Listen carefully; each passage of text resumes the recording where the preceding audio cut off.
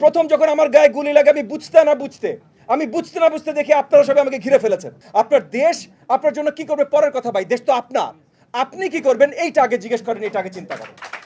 18 তারিখে north south থেকে ব্র্যাক পর্যন্ত এই যে বাড্ডার রাস্তায় আমি আপনাদের সাথে ছিলাম। আমি জানি না অনেকে হয়তো আপনারা আমার সাথে ছিলেন, এই যে ওখানে তারা আছেন আমার সাথে ছিলেন। আপনাদেরকে অসংখ্য ধন্যবাদ।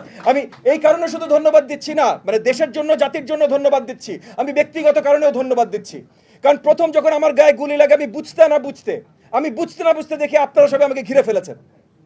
আমি হয়তো আরো অনেক বেশি আহত হতে পারতাম, আমি আহত আরো বেশি হই নাই, কারণ আপনারা আমাকে রক্ষা করেছেন। তার জন্য আপনাদেরকে অসংখ্য সালাম এবং ধন্যবাদ। জুলাইয়ের 18 তারিখ এগুলো নিয়ে কথা হয়েছে, কিন্তু জুলাইয়ের 18 তারিখে যদি আপনারা না নামতেন এই আন্দোলনটা বন্ধ হয়ে যেত, হয়তো বন্ধ হয়ে যেত, সেম তেজটা থাকতো না। এবং আপনারা যখন নেমেছেন, এখানে আরো কিছু ফ্যাক্টর আছে যে আপনারা কোনো স্বার্থ ছাড়া নেমেছেন। তখন সরকার আসলে বোঝা শুরু করেছে কত ধানে কত চাল।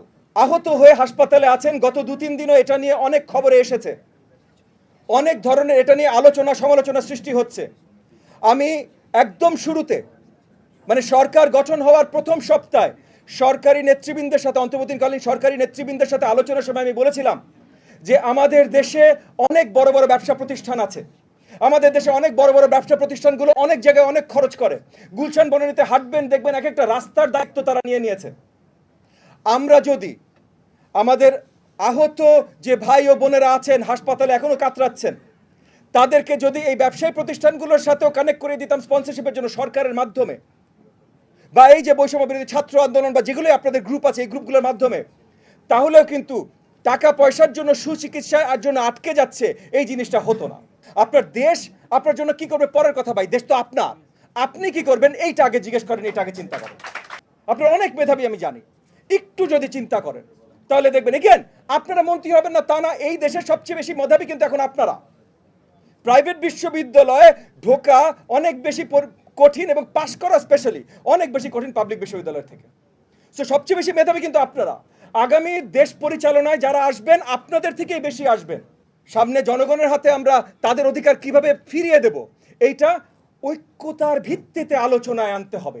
আমরা যদি বলি সরকার সম্বন্ধে কেউ কথা বলে এই ও খারাপ, শুধু সরকারের ভালো বলতে হবে, না ভাই, সরকার তো আমার সরকার, আমার সরকারের সব গুণগান আমি সারাক্ষণ গাইতে হবে না তো। এখন তো বিদেশি কেউ নাই, এখন কেউ এসে বলছে আমি ভারতের কোটায় মন্ত্রী, কেউ বলছে এখন না, তাহলে সব তো আমরা, তাহলে আমাদের সরকারকে আমরা বলবো না তো কে বলবে ভাই যে কোন জিনিসটা কিভাবে করলে ভালো হয়। এবং এটাও জোর করে বলা না, যে কোর্ট দখল করা না, যে এইটা ওইটা দখল করা না, একসাথে আলোচনায় বসা।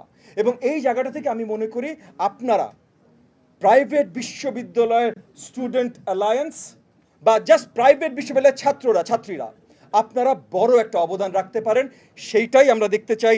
এখনো সময় আপনাদের to act now, to act strong and to act for your nation.